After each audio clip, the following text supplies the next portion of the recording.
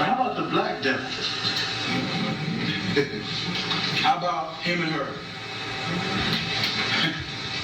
And where's he and she at?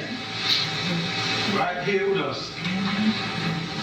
I don't mean a black devil by conversion. No, I don't mean a black person who started listening to the devil and became a devil because he does devilish things. They have him too. They call him in the scripture the friend of the devil. When they're with you, they say they are faithful, but when they return to their devil friends, they say we are with you. That is a special kind of devil. He is converted into devilish man. I'm not talking about him. I'm talking about black people who are devils, like black angels with blue eyes, showing you that cherubims can have black skin. Okay, and that got nothing to do with their light eyes. Don't fool yourself. I'm talking about the brother with dark skin, piggy hair, psalming you and praying with you, and sister the same way. And always got her own interpretation of the truth. She's always esoteric. She's the one that when you say, wow, we getting ready to go up on the mountain and be with the Lamb. Man, but it's so cold up there. This doctrine is the heat. If you listen to be close enough, you won't get cold. Because if you get cold now, you will be hot later if you ain't paying attention. Who is this devil? This black devil.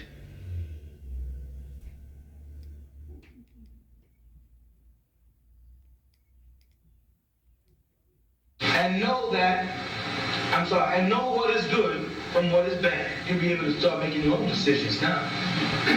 The woman saw how beautiful the tree was and how good its fruits would be to eat. And she thought how wonderful it would be to become wise. She means how wonderful it would be to be as great as Allah. So she's tempted by three things: food, beauty, and power. So she took of the fruit and ate it. Then she gave some to her husband. After she took the bad thing, and this does not have to be a she. Don't take she to mean female. This means human beings, you know. They were given understanding and realized that they were naked.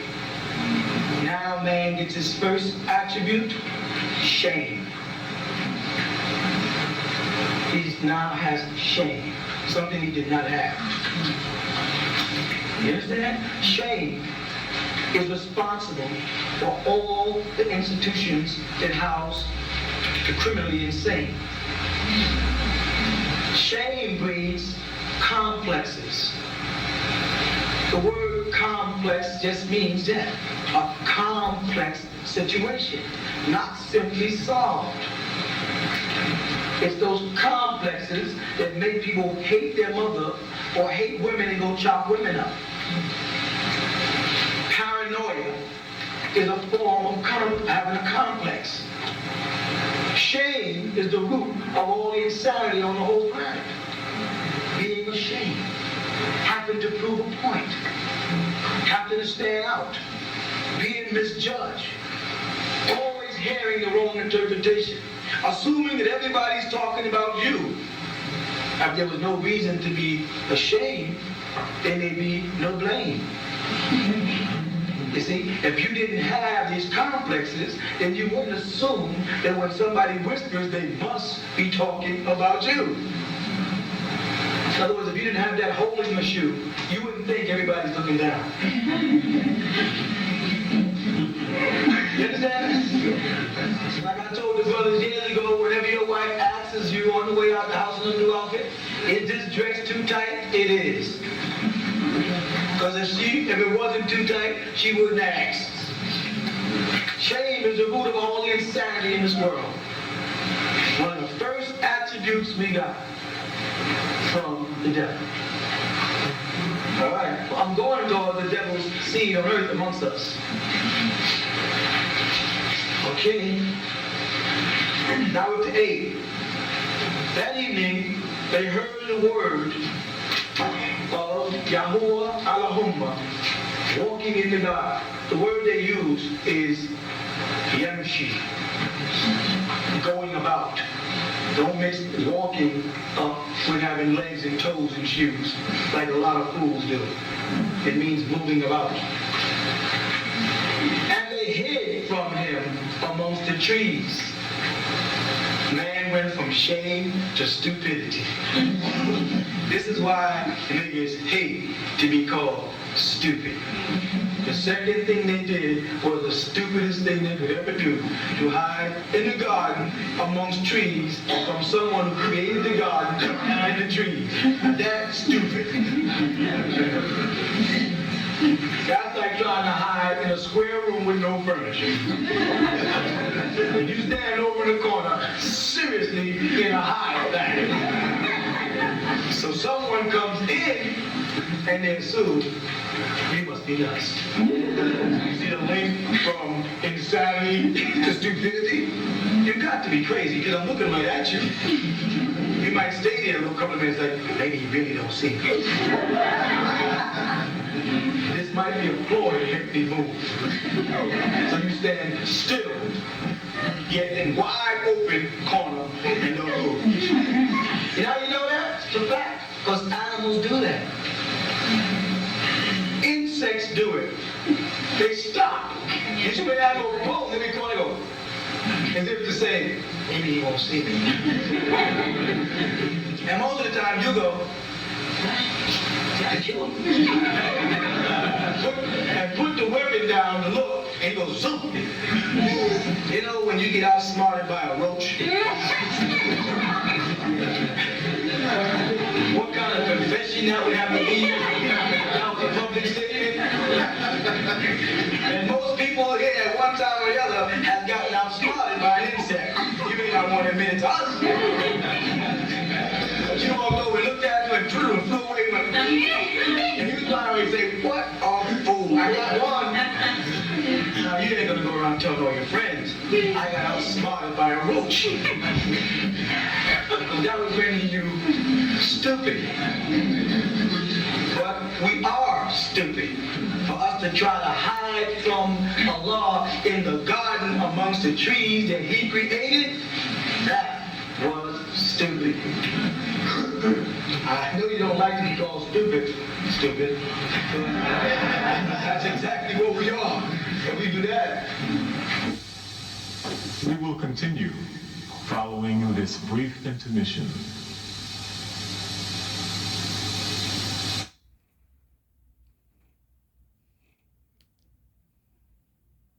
Call out to the man. Where are you? Now, of course, the man thought he had it. He answered, I heard you in the garden. I was a new attribute of man's nature. Afraid, but not fear of Allah for reverence, but fear of Allah for retribution for doing evil. The wrong prayer here. I thought you was going to beat me, so I went and I hid. You remember that? Remember them two parents?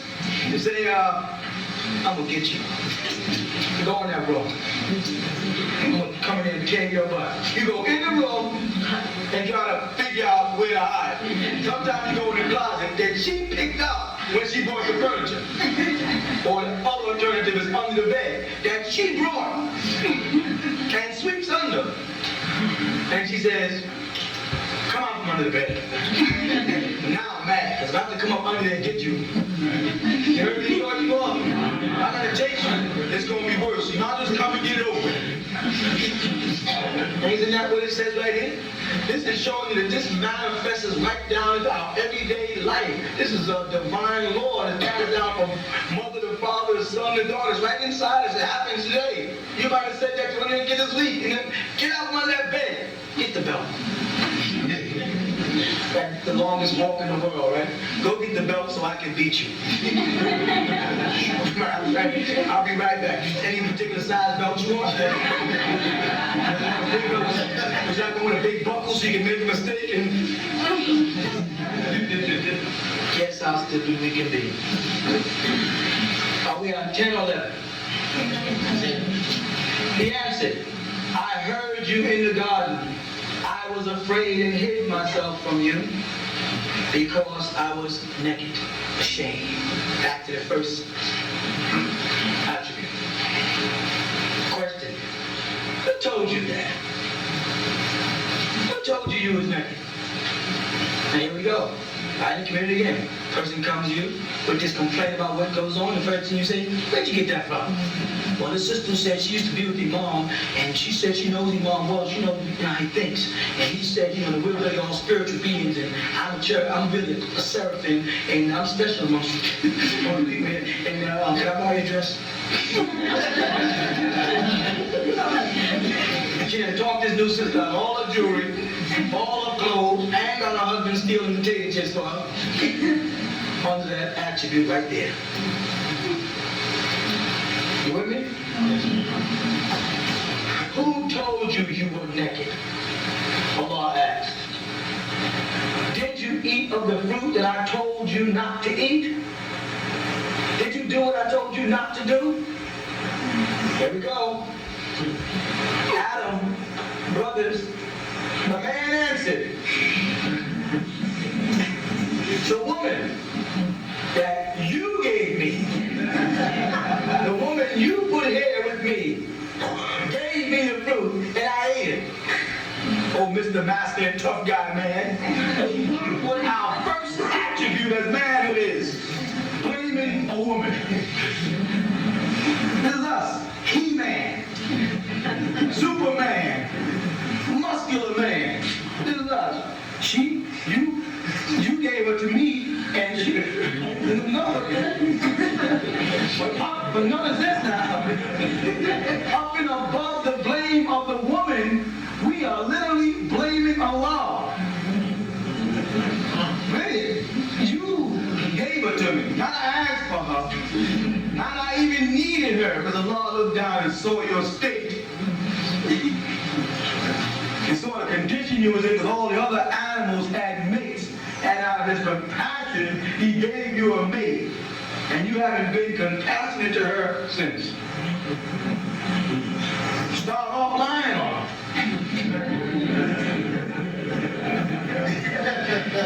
Whatever the retribution was that man thought he was going to get, sister, he was trying to give it to you.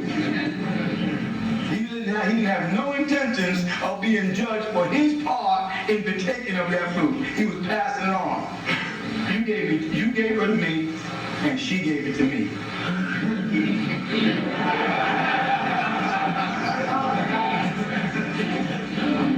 How many times, sisters, do you come to your husband with a problem? Don't bring that up to me.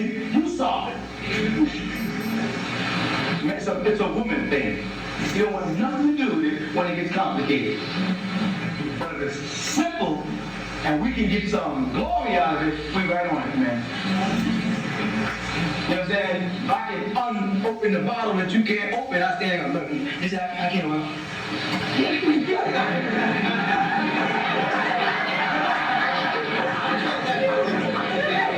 But if I can't open the bottle, I start blaming you in the bottle. What you doing in this bottle? How long have you had this bottle? Get stupid ass, who brought this?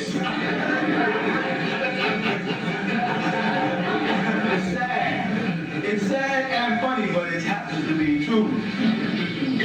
Let's go on.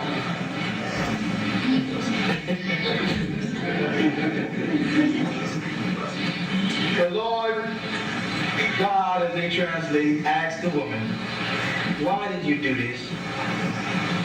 And she replied, the snake tricked me into eating it. Not much difference, is it? We blame Allah and you blame the snake. So you are a heck of a lot like us, aren't you? If you can get out of it, you get out of it too. If you can pass the buck, you'll pass the buck too. But you did it right there, didn't you? Here we go. It's punishment time. It's the belt time.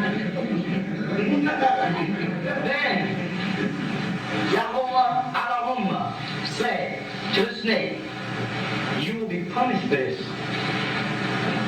You alone of all the animals must bear this one curse.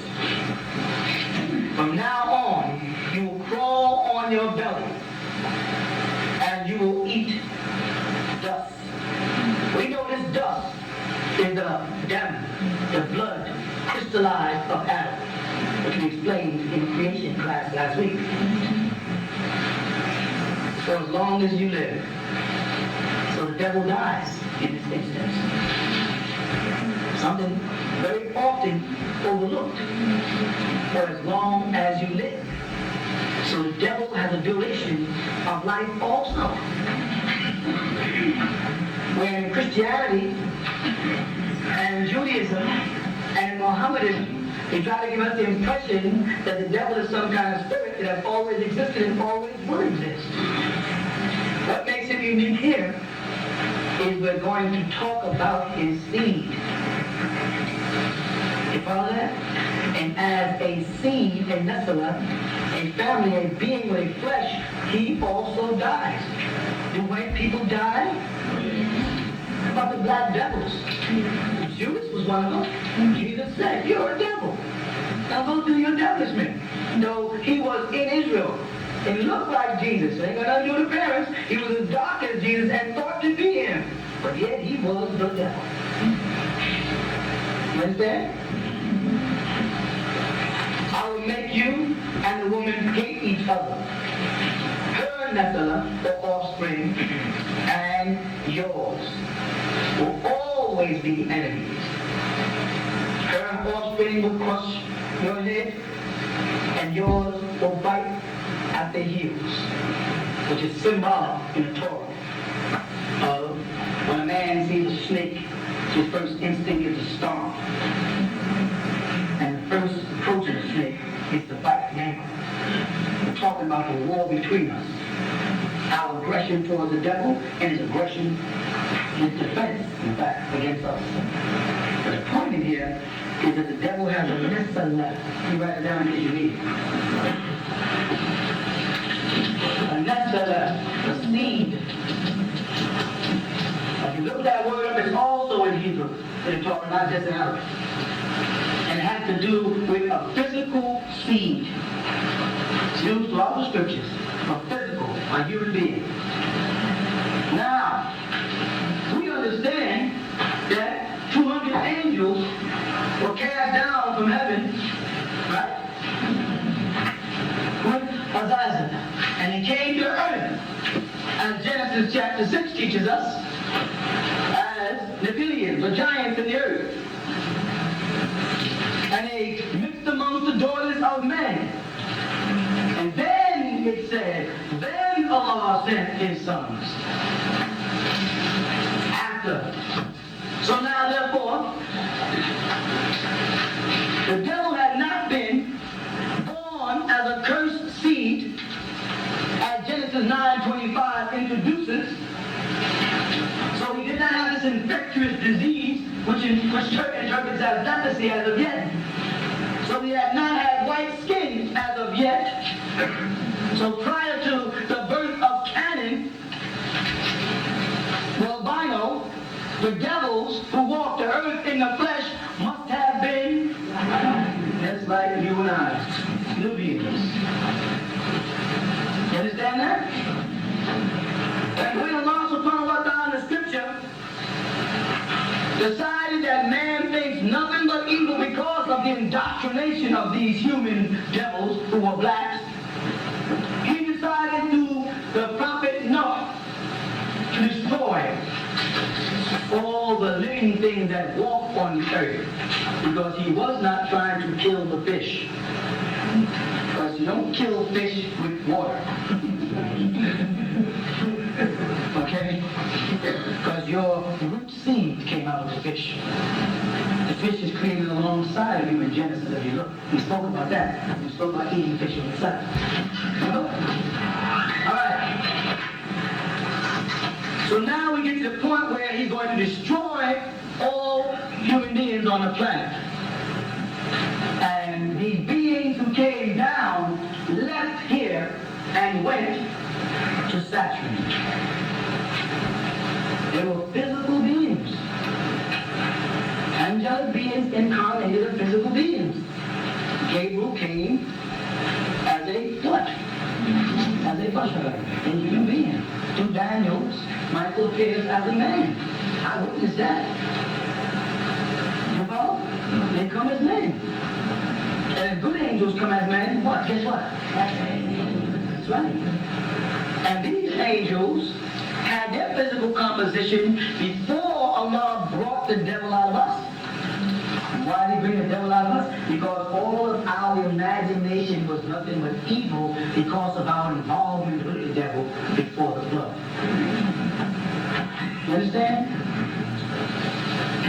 So now, they left here and went to another planet.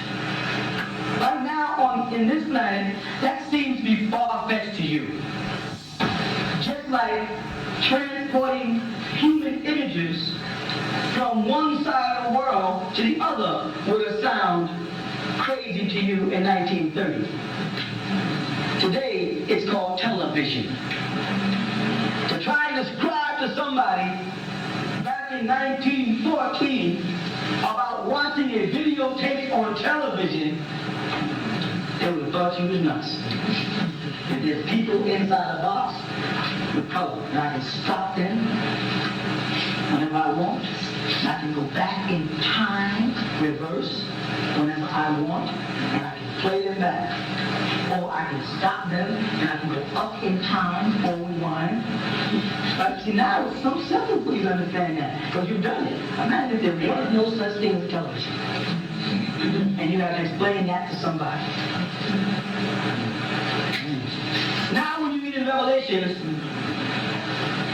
about that, about the prophets whose bodies will lie waste, and all the world shall see it, it doesn't even bother you, because you realize they can just point a videotape, camera, and everybody in the world will see it. Before video cameras, you say, impossible, how?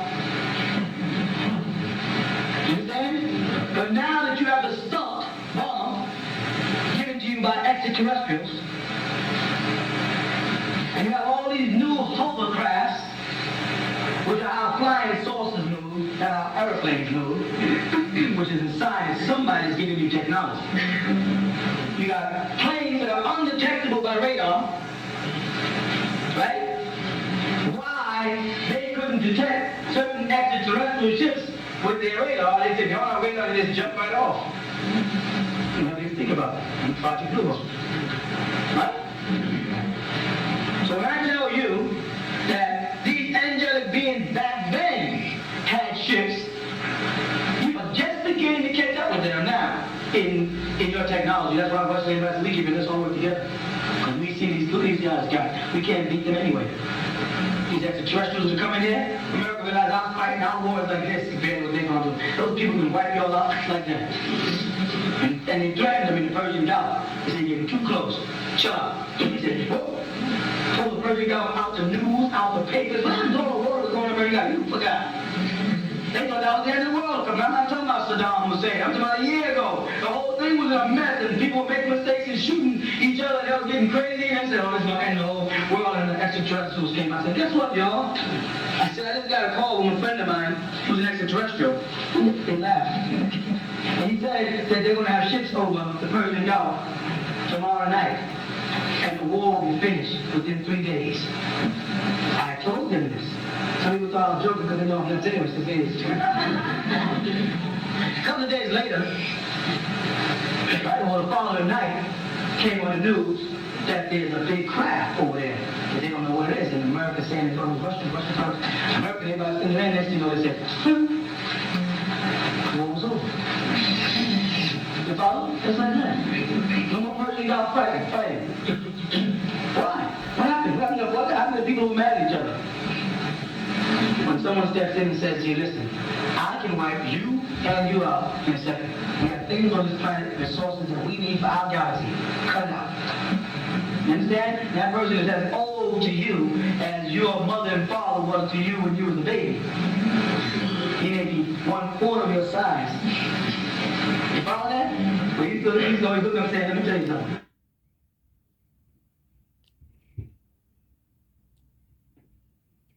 As perverted here.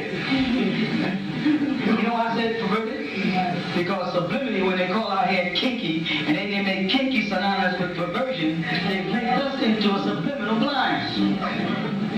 And then Bob Marley will go around and say, kinky hair and nappy dread. Your hair is curly. Look at it. It has to do with the follicles, whether it's curved, flat, or straight. You understand that? Now you can have wavy hair. That means you have a curved follicle, so your hair is really curly. You just waved up. If you stop brushing it, it'll curl up. Some people would, wave it and say, well, when I wash it, it curls up. Well, then wash it, then.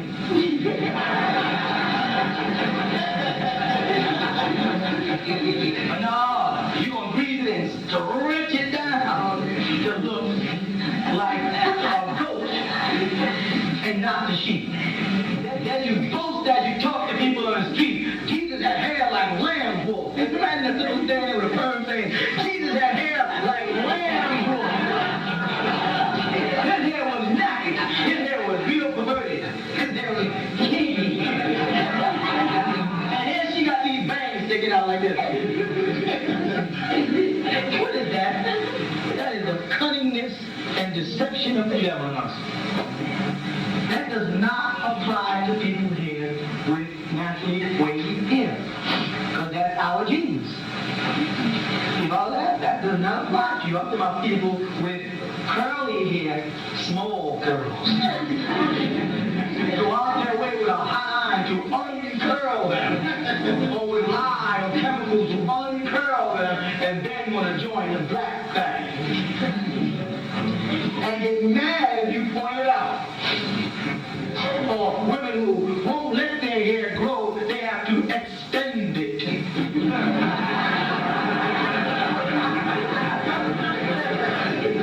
They want help the Almighty in His job. They can't wait for it to reach their shoulder, so they're going to have to extend it.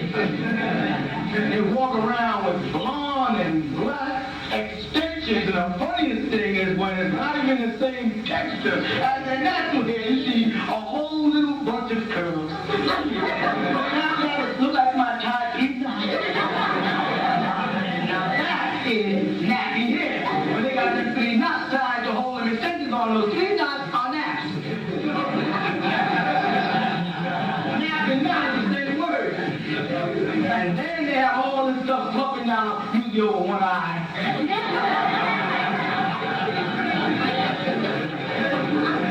Will you please tell me what that is? That's the cunningness of the devil. And the black devils help them promote it. You follow that? That's their job. So when they came back to this planet, the black ones, and they're assimilating themselves among us, they're the one that causes all the problems. But you can't tell the rest of the congregation because they're so cunning. The devil was so good that he got between Adam and Eve and got Eve to do something to do to Adam and got everybody in trouble. Now that's good. We can get right in between y'all two. He's good. You follow? But that's exactly what he does, or she does, or it does. He's right in the community amongst us. And eats from the same plates we eat out of. I even say, can I borrow your camera? And we'll go in the mosque and Allah at the bottom. Do the whole thing. Sometimes they give it away, they get a little, oh. And you go, and you be acting like, what you don't realize is that was that person's punishment. Enough to distract you or your prayer. They put themselves in strategic places. When you're in line and you're getting ready to make your prayer, and you look down and you realize, in the middle of your prayer, I can't make sense of this person's feet a little. You're now having a conversation with yourself when you're supposed to be talking to Allah. Then when they go down, they got these feet here, and you go down, you gotta go. How can you concentrate on your prayer in that state? You can't. So that prayer is messed up. And you walking out and you say, you walk on the attitude, and that person goes, they want to greet you. They want to greet you. They want to say, what you want on your feet? My nose was right up under the heel of your feet. That's my whole prayer. You wash your feet, you start acting like the devil to the onlooker. The person is in like, I'm sorry. I'm saying it's polite. I'm sorry, I didn't mean you. I didn't realize that. And then people saying to you, no, why don't you look Jenny? Why don't you leave him alone? Why don't you leave him alone? You're like, this person, you realize you haven't any sense at all. What happened? You go,